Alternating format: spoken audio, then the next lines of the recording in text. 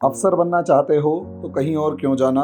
Google play store से हमारी app IAS with Harimohan download करो और तैयारी शुरू करो। दोस्तों, रशिया, चाइना, इंडिया, पाकिस्तान, यहाँ पर सबसे ज़्यादा इम्पॉर्टेंट एक जो मेन कंट्री बसती है या जो एक सबसे ज़्यादा ऑड कंट्री यहाँ पर है वो है रशिया। किस तरीके से, अगर आप यहाँ देखेंगे तो इंडिया, पाकिस्तान, चाइना, ये एक ग्रुप है जिसमें चाइना और पाकिस्तान मिलकर इंडिया को घेरना चाहते हैं। लेकिन इस इलाके का या इस एरिया का एक बहुत पावरफुल कंट्री जो इंडिया का वर्स्ट टाइम में बेस्ट फ्रेंड रहा है, रशिया।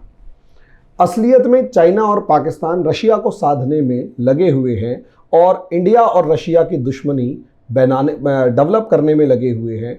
और ऐसी सिचुएशन के अंदर एक बार को अगर देखा जाए तो रशिया जो है वो पाकिस्तान की तरफ शिफ्ट होते हुए दिखाई भी दे रहा था। अगर आप देखेंगे तो 2015 के अंदर, क्योंकि इंडिया की धीरे धीरे जो शिफ्ट हो रहा था वो अमेरिका की तरफ हो रहा है और रशिया कभी भी नहीं चाहता कि इंडिया जो है वो अमेरिका की तरफ जाए। इसीलिए रशिया ने भी इसी तरीके के सिग्नल्स देना शुरू किया कि अगर इंडिया अमेरिका की तरफ जाता है then Russia would definitely move towards Pakistan. यहाँ पर इंडिया के लिए एक सेटबैक था, क्योंकि 2015 के अंदर Mi-35 अटैक हेलीकॉप्टर पाकिस्तान को रशिया ने दिए, जो कि बहुत ज़्यादा मतलब आक्रामक है, कुछ भी है, लेकिन डिफेंस डील हुई। उसके बाद अगर आप देखेंगे तो रशिया और पाकिस्तान की यहाँ पर ज्वाइंट मिलिट्री एक्सरसाइज होना शुरू हुआ। और जब ज्वाइंट मिलिट्री एक्सरसाइज होना शुरू हुआ तो उसका भी एक अच्छा असर देखने को, मतलब एक इन दोनों के रिलेशंस में एक अच्छा असर देखने को मिला। सबसे ज़्यादा इंपॉर्टेंट चेंज तब आया जब 2019 के SCO समिट कजाकिस्तान के अंदर हुआ और यहां पर पुतिन इमरान रोमांस देखने को मिला। पुतिन और इमरान खान का रोमांस देखने को मिला और इस रोमांस के अंदर आप देखेंगे कि मोदी जी और पुतिन की कम बात हुई और पुतिन और इमरान की कहीं ज़्यादा बात हुई।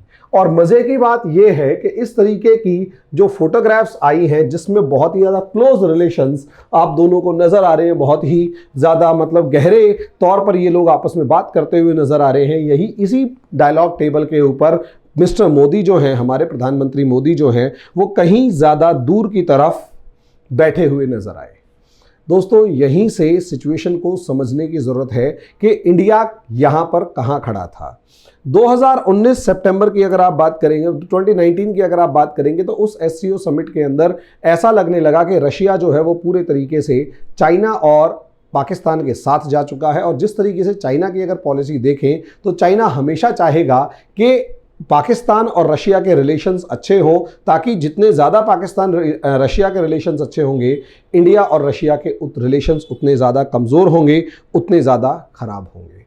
ऐसी सिचुएशन के अंदर ऑब्वियस सी बात है, इंडिया के ऊपर एक प्रेशर था कि रशिया के साथ रिलेशंस को सुधारे या कुछ भी करे। लेकिन यहाँ अगर आप देखेंगे कि इंडिया के रिलेशंस जितनी गहराई से पाकिस्तान या चाइना या रशिया के साथ हैं, उतने गहरे रिलेशंस 2 दिन में या कुछ दिन में नहीं टूटते। और इंडिया और रशिया के रिलेशंस की सबसे बढ़िया तस्वीर तब देखने को मिली जब कोविड-19 आया और 2020 के अंदर इंडिया और रशिया के रिलेशंस दोबारा से सुधरने लगे और इंडिया और चाइना की जो आर्मी है वो एक दूसरे के सामने सामने आकर खड़ी हो गई और लगभग 250 जो सुखोई 30 जो एयरक्राफ्ट्स हैं वो उठाकर रशिया को ऑर्डर दे दिया कि आप ये 250 सुखोई 30 एयरक्राफ्ट्स हमारे को भेजिए। इसके साथ साथ S-400 मिसाइल डिफेंस सिस्टम जो है वो इंडिया को आने की शुरुआत हुई और सब चीज़ें। इसका असर ये हुआ, और सबसे बड़ी बात, इंडिया को रशिया ने ब्रह्मोस मिसाइल जो इंडिया और रशिया ने डेवलप की है उसको एक्सपोर्ट करने की भी परमिशन दे दी और उन देशों को एक्सपोर्ट करने की परमिशन दी जो इस टाइम पर चाइना के खिलाफ है, यानी वियतनाम और फिलीपींस। ऐसी सिचुएशन में इंडिया ने क्या स्टेप्स उठाए, इंडिया ने जो भी स्टेप्स उठाए उसका असर देखने को मिला। और असर ये देखने को मिला कि इंडिया के डिफेंस डील्स में रशिया हमेशा इस चीज़ को कहकर भेजता है कि आप टेंशन मत लीजिए, हम बहुत तेज़ी के साथ आपके इन ऑर्डर्स को पूरा कर रहे हैं और इस साल के एंड से लेकर आपको S-400 मिलना शुरू हो जाएगा और आगे दनादन आपको जो है एयरक्राफ्ट्स भी मिलना शुरू हो जाएंगे, देयर इज़ नो प्रॉब्लम।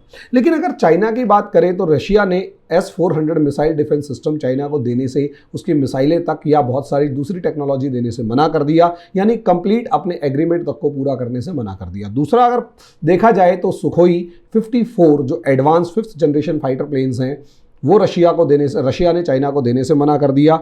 और ये दो चीज़ें ही चाइना के लिए बहुत बड़ा सेटबैक और इंडिया के लिए बहुत ही राहत भरी खबर है। यहाँ अगर आप देखेंगे तो इंडिया ने जो कावकाज मिलिट्री एक्सरसाइज थी वो होने जा रही है अभी सितंबर के अंदर। तो वहाँ जब कावकाज मिलिट्री एक्सरसाइज जिसमें पाकिस्तान जो जितने भी साउथ SCO के मेंबर कंट्रीज़ हैं वो वहाँ पर वो मिलिट्री एक्सरसाइज करेंगे। तो जब वो कावकाज मिलिट्री एक्सरसाइज हो रही थी तो इंडिया भी उसमें पार्टिसिपेट करने जा रहा था, लेकिन इंडिया ने एंड मोमेंट में मना कर दिया कि इंडिया चाइना और पाकिस्तान के साथ मिलिट्री एक्सरसाइज नहीं करेगा। अब जब ये किया गया तो रशिया ने इस चीज़ के अल्टरनेट में इंडिया से कोई नाराज़गी दिखाने की जगह उसे भी अपने साथ रखने के लिए अंडमान एंड निकोबार में 1-on-1 मिलिट्री नेवल एक्सरसाइज करने का एक प्रस्ताव रखा, जिसे इंडिया ने स्वीकार कर लिया और 5, 6, 7 सितंबर को वो नेवल एक्सरसाइज हुई। तो दोस्तों इस तरीके से अगर आप देखेंगे, और इसका सबसे बड़ा अचीवमेंट क्या कि क्लियर वर्ड्स में रशिया ने पाकिस्तान को लात मार के बाहर किया और क्लियर वर्ड्स में ये कहा कि भाई देखो सीधी सी बात है, आपको हथियार नहीं मिलेंगे। यानी इंडिया के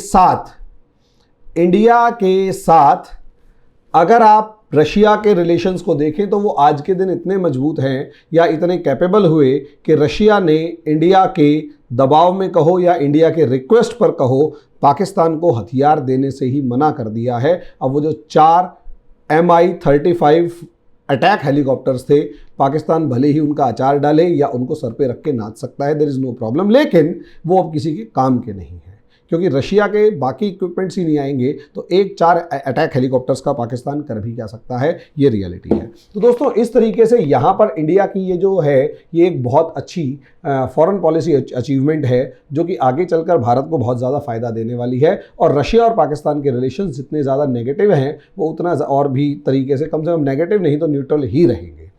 आगे देखते हैं इस प्रपोर्शन में क्या डेवलपमेंट होती है। तब तक के लिए धन्यवाद।